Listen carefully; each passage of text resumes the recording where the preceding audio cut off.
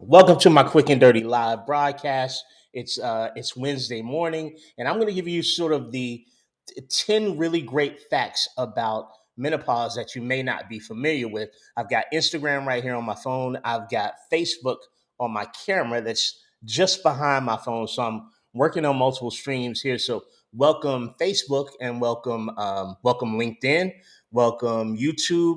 I think I may be on TikTok as well. I can't remember all the places that I'm streaming, but I'm not going to take up a lot of your time this morning. I want to give you some of the information that when I'm presenting in public places, women will raise their hand and invariably one woman will exclaim, "Why isn't anybody talking about this?" Right? I've been talking about it here every day of the week this week, and I will continue to all this week. My name is Ren Jones. If you don't know me, I'm a certified personal trainer. I'm also a certified corrective exercise specialist, a certified level 1 and level 2 nutrition coach, and I actually have three certifications. I've been through three courses to help me become a better menopause health and fitness coach. I work exclusively with moms over 30, women over 30, you might say, and this stage of life, the menopause transition, is something that has not only been frustrating for my clients, but something that they've not been able to gather enough information about to make any changes. So down here on my computer, I got a whole visual presentation. So I'm going to bring that up. Before I get into the details of this broadcast, I've got to pay the bills really quickly because this is what I do for a living as a personal trainer. I'm currently enrolling no more than 5 women over 30 who want to build their healthiest body, increase their relationship with food, and do that over the course of an initial 12 weeks. My 12-week signature program is called Women's Liberation Movement. If that sounds like something that would interest you, if you're ready to reclaim your health, and in the case of menopause, if you're ready to feel at home in your body again, which is another thing that I have described to me so often from women seeking to hire me and often from my clients. I don't feel like I'm in my body anymore. DM me the word live. We'll have a quick chat during in the DMs, and we'll see if the program might be a good fit for you. Enrollment for my program ends this Sunday, October 1st. Hello, October. Let's get into the details because I got 10 great facts about menopause, the menopause transition that you may have not heard before. I want to start simple. Let's start simple, and that's just what the stages of menopause are. So let's get into that. There's three pronounced stages of the menopause transition, and I'm going this way because so many women have told me when they were told by their medical professional that they were in perimenopause, they didn't know what perimenopause was. So let's start with perimenopause. Perimenopause is the point at which the estrogen, progesterone, those hormonal fluctuations start. And people think about menopause, I think like on a transition like this, like you start here with your hormones and then they're here. Not so fast. Perimenopause is more so one of these things, right? It's up, it's down, there's a loop de loop. You feel great one day, you feel absolutely like you crawled out of a dumpster the next day, like you've been worn out by a gang of 5-year-olds who beat you incessantly, right? Perimenopause is that first part of the fluctuation of those hormones. Typically, perimenopause shows up mid to late 30s. So another complicating factor is that so many women will tell me, Ren, they'll tell me in their mid 40s, Ren, I went to my doctor and I thought that I was in perimenopause, and the doctor said, you're too young for that.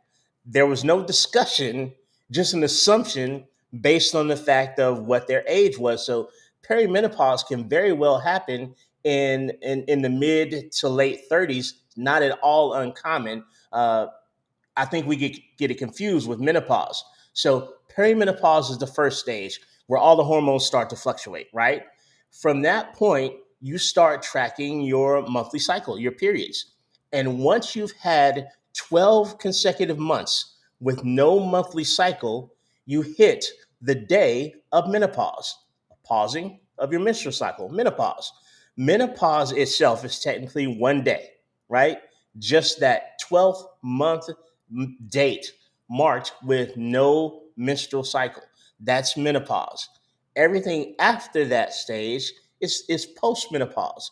And that's your normal hormonal profile for the rest of your life. Now the tricky thing is any one of those stages can last infinitely longer or shorter depending on the person. Um, so it could be a 10 to 20 year total transition through the menopause spectrum. So you can spend a good portion of your life in this transition. But I always like to start off by saying what those three stages are. To dig down a little deeper, the stage called perimenopause can also be split into two separate stages: early perimenopause and late perimenopause. Early perimenopause would be when you see sort of a fluctuation of days or maybe weeks in the delivery of your cycle. The delivery of your cycle. Not only that, but the heaviness or lightness of your cycle. The second half of the perimenopause spectrum, we're talking months difference, right? This is where you might have a 2 month menstrual cycle, or you may not have a menstrual cycle for 2 months. But those two determinable phases of perimenopause can be marked by a light disturbance and a slight scheduling, a slight unscheduling of your cycle versus heavier disturbances and a much more lengthy disturbance of your schedule of your cycle in later perimenopause. Again, 12 months of no menstrual cycle to that day is menopause, which is technically just a day, and everything after that is postmenopause. So hopefully we got that out of the way and that makes sense. Let's see. Let me reach for my chat here on my computer just in case somebody comes up with a chat. All right, nobody's up there now. So second thing, fact number two about this whole menopause discussion is menopause can show up early. And I don't mean perimenopause, which I told you might show up in your mid to late 30s. No, actual menopause. Having 12 months with no cycle and arriving at that one day after those 12 months. In one case, it's called early menopause. And we don't really have good science that explains to us exactly why early menopause can happen. The complete and total shutdown of ovary function, ovarian function, it affects maybe around 200,000 women. It's relatively uncommon, but it can happen. And early menopause is classified as a woman getting to menopause before or at age 40, if I'm not mistaken. Now, that's different from something called medical menopause. Medical menopause can be particularly rough for women because of the fact that there's some medically induced reason why the ovaries have shut down. Could be a full hysterectomy and removal of the ovaries. It could be due to illness, due to cancer treatment that happens quite often. And medical menopause can be particularly rough because it's typically a woman that's in her reproductive years, and all of a sudden the door to reproduction gets shut because of the complete removal or the effect on the ovaries of some medical condition, and it robs the woman of her transition period, the perimenopausal period. It robs her of that transition to allow her body to go through the things that a lot of women don't enjoy: the hot flushes, the night sweats, the cold chills that be cousin to hot flushes or hot flashes. Like you don't get that transition. So all of a sudden, you've had a complete removal of the healing, nurturing effects of estrogen, particularly estradiol, and that can be a really difficult and rough transition for a woman. So those two things can be what can be a can cause, losing my words is early, y'all. Those two things can cause early menopause, either early menopause due to some biological factors that we don't know, you just genetically predisposed, or early menopause due to medical menopause, and that would be a removal of the ovaries. I've got a client that's going to have a hysterectomy for what we thought initially was a cyst. But she's only having her uterus removed, not her ovaries. She was concerned. She asked me last week, Randy, is this going to affect my hormones terribly? But if you've had a partial hysterectomy and you've only had your uterus removed, no, that would not. Unless there are other issues, that would not throw you into medical menopause. I get that question a lot too. Wanted to clear that up. Let's keep it going. Let's keep it moving. We're doing so well. Fact number three that you may not have heard: only about 20% of all gynecologists receive any schooling in terms of menopause. It's not a part of the normal curriculum. Now, let me just say, as a man, I thought to myself, well, this is some bullshit, right? Because as a man in terms of dealing with medicine, fitness, nutrition, et cetera, almost all study is fixated on me, right?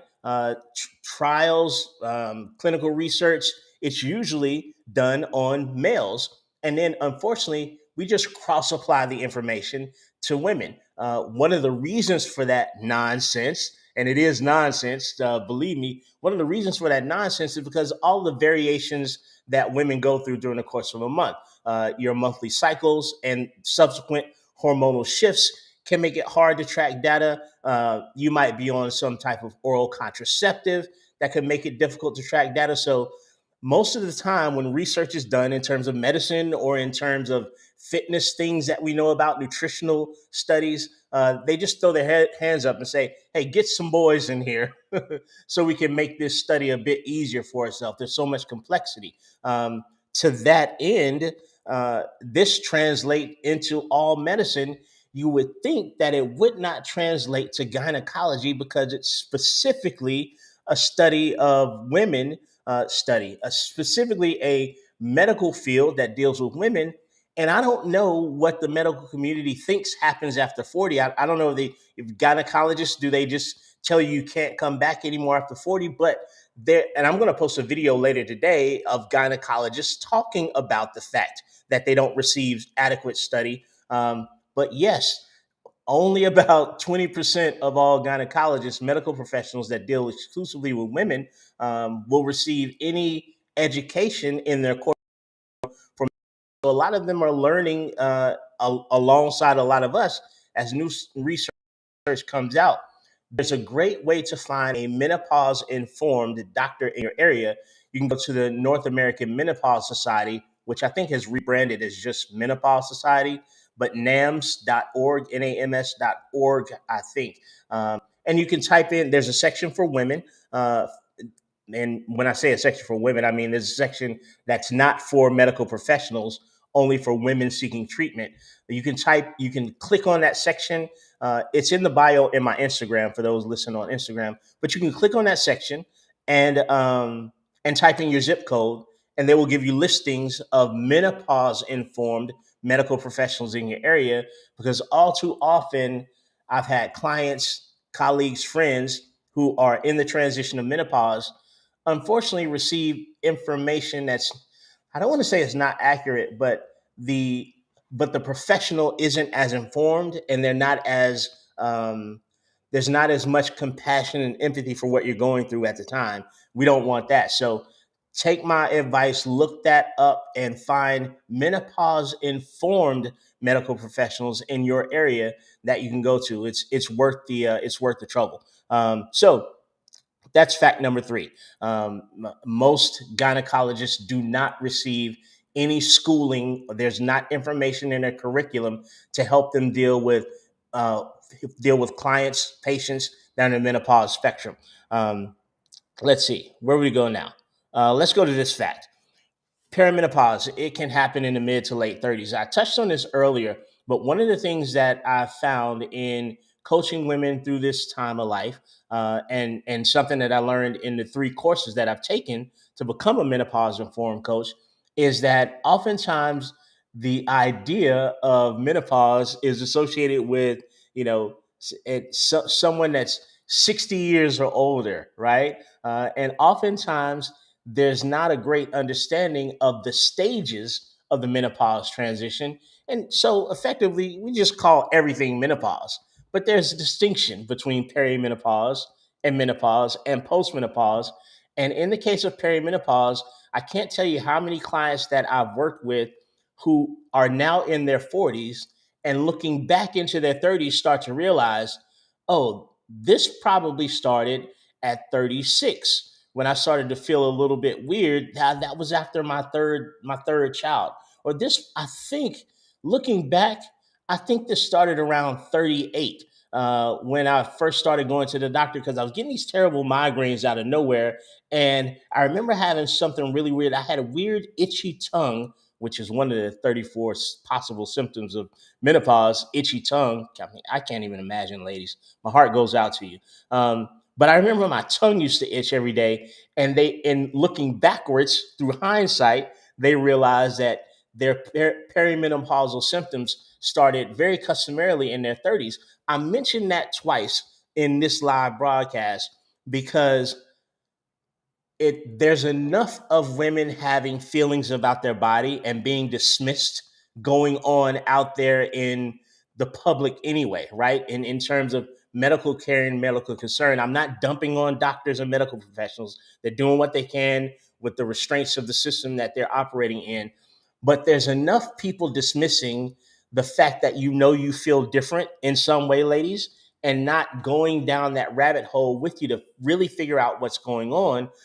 So one of the best weapons against you being misdiagnosed or not taken seriously is your own self advocacy. And in order for you to get to the point where you can self advocate, you have to know the possibility of what might be occurring. You are the most powerful tool in getting great care and treatment, no matter what you're going through. But definitely in the case of how your menopause transition is expressed through your body, because it's really individual. That's fact number 4 or 5, I think. Six or five more facts to go about menopause.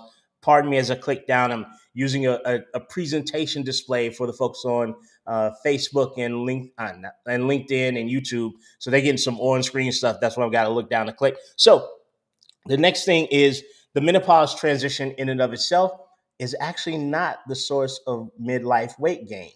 Now, we need to approach this particular topic with some context and some nuance.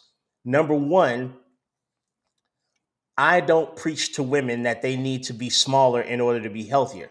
When I talk about health, I'm talking about health, not size. However, in most cases, healthy habits will often lead to a body changing composition or changing its size. And I understand enough as a client centered coach to know that women get to decide what they want to have happen with their body. So neither am I saying, oh, you need to lose some weight so you can be healthier. But I'm also not saying, shame on you. You're so centered on aesthetics and weight. Shame on you. You should be able to think, I don't play in either one of those ballparks, ladies, right? You have the right to decide what you want to have happen with your body. You have the right to decide that losing weight is not a part of what you need to have happen with your body. None of my business. I think you're amazing already. What do I care if you gain 10 pounds or lose 10, run faster or slower? I don't care at all. As Kate Solo says from Precision Nutrition, I'm dealing with my clients from a standpoint of unconditional positive regard. I already think you're awesome. I only work with people that I think are awesome, and I generally think that everybody's awesome. So I'm not saying that, but in the context and nuance of that conversation, I'm also saying that menopause as a transition has not been found to cause weight gain. I'll touch on that in a second, but more so, what happens during the midlife transition is there's an increase in stress, right? There's a reduction of overall sleep. We're not eating as mindfully as we used to, and we don't move as much as we used to. Now, here's what does happen: the menopause transition will cause a redistribution of where you gain weight when you do. We talk about going from a gynoid pattern, that's mostly excess body fat going to chest, hips, and thighs, to more of an android pattern, which is more of a male pattern, where extra body fat has a tendency to go to the midsection, which may be highly unusual for you historically, ladies. Knowing your body the way you do, you start to gain weight in places where you never did before. We've also got a situation where there's an insulin challenge going on. I'll circle back around to that. It's later on the list. I don't want to cut out my list too early, y'all. I don't want to peak too soon. But there are many factors that cause additional stressors and additional situations that may lead to weight gain. But we know that the menopause transition in and of itself is not the cause of midlife weight gain.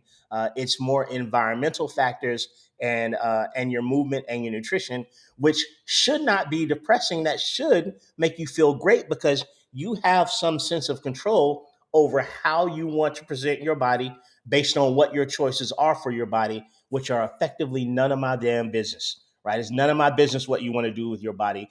My job is to keep you healthy as you attempt whatever it is you're going to attempt. And my job is to support you through that. But menopause transition in and of itself is not the cause for weight gain that we think it is.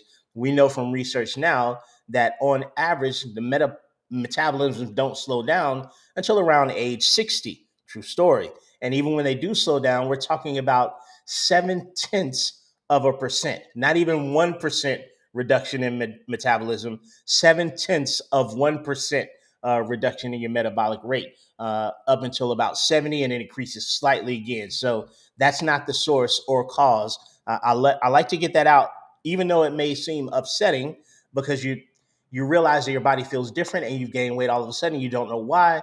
I want to make sure that the facts are always available to you, so you have some ability to control the controllable. Moving on, next fact that you probably never heard is that menopause hormone therapy does not cure menopause.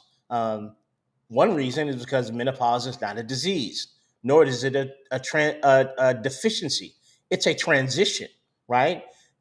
No different from, it's sort of like a reverse puberty. But when your children, although they may seem like it, when your children are going through puberty, they've not caught something. It's not a disease, it's not an illness, right? Although they may act like they're ill, it's not an illness. It is a natural transition. Menopause could be sort of looked at like a second puberty or a reverse puberty, which is why there's no specific test for perimenopause. It would be similar to saying, "Hey, can you test my daughter for puberty?" Right? We typically go by symptom score in perimenopause, that first early stage, because we can't get a good reading because the the the estrogen and progesterone, they're just whoop-de-doo. They're fluctuating all the time. So, but MHT is not a menopause hormone therapy. You may be familiar with the term HRT.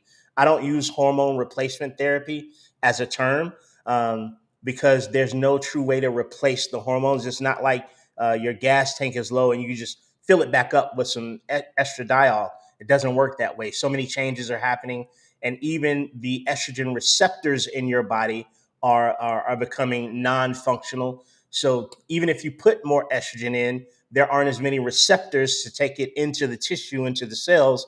A discussion for another time. But in any case, but we also show that when people go on menopause hormone therapy, we don't see an immediate reduction in body weight. Like, body fat doesn't reduce as a function of giving you therapy with hormones, and muscle doesn't increase all of a sudden as you're using hormonal therapy with estradiol and progestin if you need it. So MHT, the hormonal therapy, isn't a cure for menopause because menopause isn't a disease in the first place. It doesn't reverse menopause, but it helps a lot of women feel better, particularly in terms of the symptoms that they may encounter, like the brain fog, like the anxiety or depression, like the hot flushes or flashes, the itchy skin or the feeling of things crawling on your skin, et cetera, et cetera. So you can have a conversation with your menopause informed health professional to see if menopausal hormone therapy may be right for you. That's where you should go. And again, I have a link in my bio on Instagram, at least, that links out to North American Menopause Society and the part of their website that allows you to click on, enter your zip code, and find a menopause informed medical professional, because they are not, unfortunately, all menopause informed. You definitely want one that is. Let's keep it moving. Next fact, we're winding it down now. I think we got about three more facts to go. There's an increased risk of diabetes during the menopause transition.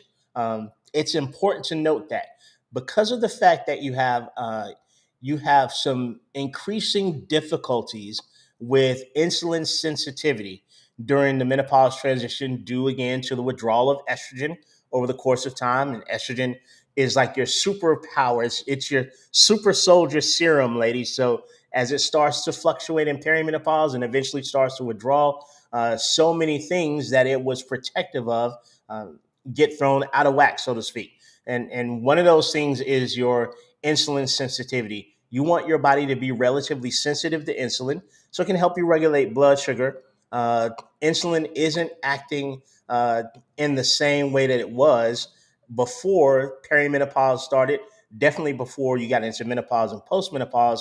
And it's advisable for women over 45 to go in and get a diabetic screening. That's another intersection of this time of life, because you may be diagnosed as pre-diabetic. Don't worry, there are things that can be done about it. I write programs to help with these things, and nutritional programs to help as well.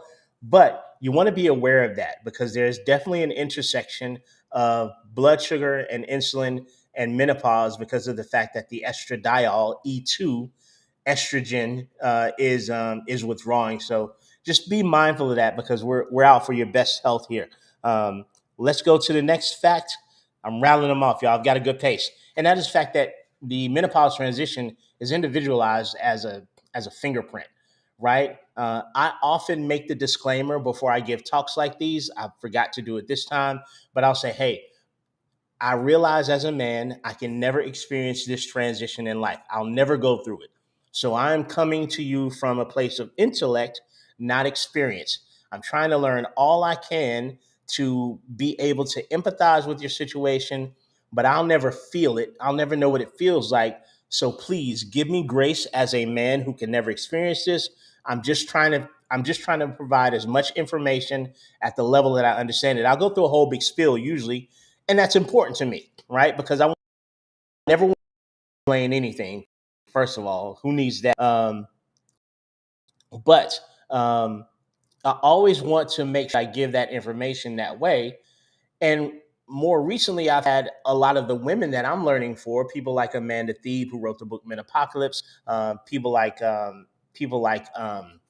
Dr. Carla D. Like I've had people tell me, "Hey, look, menopause is so individualized that the woman next to you can be having a wildly different experience. So she may not know what the woman beside her is going through either.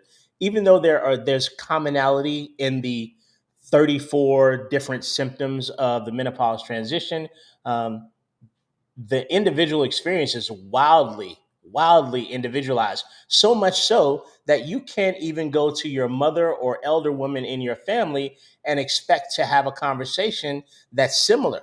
Like we're finding that genetically, sort of in terms of your hereditary experience, it could be absolutely wildly different from the woman that gave birth to you. It's so individualized. That's why it's so important for women to share their experience.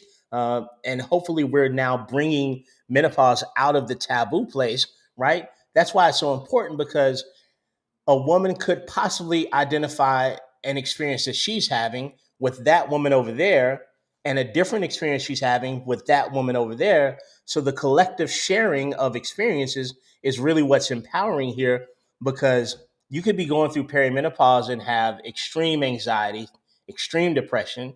The woman next to you, the same age as you, who might be your twin sister, could have a wildly different experiences, and she's experiencing, I don't know, incontinence and night sweats, right? It's really highly individualized. So when you know that your body feels differently than the way it normally feels, hopefully now you're empowered to have a conversation with a menopause informed health professional to talk to them about what you're feeling and advocate on your behalf. That's one of the reasons why it's so important to bring this out of the dark places, get rid of the taboo. Um, We've only got two more, right? All right. Fact number 8 of 10. I'm not nine. I'm sorry. Fact number 9 of 10 is there are many treatment options available that don't get talked about enough. I had a conversation with Kim Vopney. who's known as Vagina Coach, right? And we were talking about all things vagina. I said the V word. Sorry, but in the course of our discussion, we talked about two things specifically: incontinence and prolapse. And in the context of that discussion, Kim told me on average it takes women 6 to 7 years to seek out treatment. And I thought, my God, like if men, ladies, can we have an adult conversation really quickly? If men had something wrong with their penis, it wouldn't last 6 or 7 seconds before we went to the doctor to get some medical treatment. This speaks to the taboo of the general subject and how much we've swept everything regarding women into such a dark, embarrassing corner. There's treatment available. Whether it's you having a discussion with your medical team about menopause hormone therapy, whether it's you having a discussion with them about topical hormones that can be applied locally to your genital urinary region for the purpose of enjoying sex again, whether it's speaking with a pelvic physiotherapist about prolapse or incontinence, whether it's hiring an excellent trainer, wink, wink, that can help you maintain that precious muscle tone that you're losing all of a sudden because you're going through the change. There are multiple treatments out there for most of the symptomatic things that show up, but oftentimes those treatments aren't sought out because number one, nobody explains to you that you don't have to suffer through this, and number two, there's a sense of embarrassment that to come forward and talk about it. Number three, you might be worried that you find yourself in a situation with your primary care where they aren't empathetic or compassionate or knowledgeable about these things. That takes us back to hiring a menopause informed medical professionals. But there's so much great treatment to make this transition time in your life so much more tolerable. Feel free to ask me more questions about that. I'm not a medical doctor, a medical professional. I am a menopause informed coach. And in the context of that, it requires me, it's my duty to know who to refer you out to so you can have your best possible experience. I'm obligated to know that. I'm not obligated to fix it or try to operate above my scope of practice or outside of my scope of practice, but I should at least know where you can be referred to help you have your best experience. Number 10, this is the last one, wrapping this thing up. Number 10 on this list of 10 facts that you may not know about menopause is I want to talk about the big three. The big three health concerns, aside from the fact that you may be more predisposed to diabetes, the big three health concerns here for me and for you are sarcopenia, osteopenia, and cardiovascular disease, because the withdrawal of estrogen rapidly increases the likelihood of all three of these things. Sarcopenia being age-related muscle loss just simply means that from age 30 on, you're starting to lose muscle. Muscle's your tone. Muscle's the booty that everybody wants now. Muscle is dancing. Muscle is sex. Muscle is traveling. Muscle is lifting up your children or your grandchildren and playing with them. Muscle is the new 401k. Muscle is your retirement package. From 30 on, you're losing that. Menopause accelerates the muscle loss. Bone loss, loss of bone density, making you feeble, more likely to break bones, have slight fractures.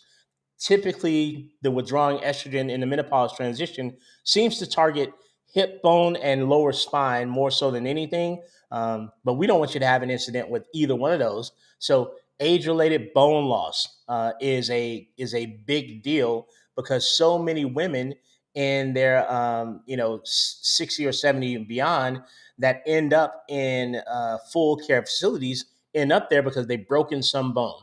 And a good percentage of those women never recover. That's important. And the third thing, cardiovascular disease. This is what I saw my mother run into at age 60. She had a massive stroke. She was also a smoker. She also didn't exercise. She had a massive stroke. And for the last 17 years of her life, she lived under the care of her children. My brother took care of her until he died of a heart attack. My sister took care of her until she drank and got in a car and hit a tree. So cardiovascular disease is the number one killer of women in the world, and the rate of incident for cardiovascular disease shoots up when you get into the menopause spectrum. 1 in 3 women will die because of cardiovascular. I'm sorry, 1 in 3 women will have a cardiovascular incident, if I'm not mistaken, which is scary enough. That's one of those, when you go to university and they say, look to your left, look to your right. One of those people won't be in this class at the end of the semester. That's one of those deals. So those are the big three health concerns that can really ruin the quality of your life in your postmenopause years, which isn't as geriatric as we think it is. For a lot of women, post-menopause is, 55, 56-ish, 51, right? I'll be 50 in a few months, and I know many, many, many active women who are in their youthful 50s. Ladies, that's way too early in your life to break a hip and be incapacitated, to lose your muscle, become feeble, to have a cardiovascular incident and be incapacitated. Those are my 10 tips. I'm going to pay the bills one more time. This was a particularly long one, but I'm currently enrolling 5 women over 30 who want to build their healthiest body, their healthiest relationship with food over the course of a 12-week signature program. If that, without any calorie counting, without any macronutrient counting or food weighing, without spending your life away in the gym, if that sounds like something that can finally help you feel at home in your body again, DM me the word live, LIVE. We'll have a quick chat in a text message. See if we need to take the conversation further. Until next time, Instagram, thanks for rocking with me. Let's keep it simple. Until next time, uh, Facebook and LinkedIn and YouTube, let's keep it simple.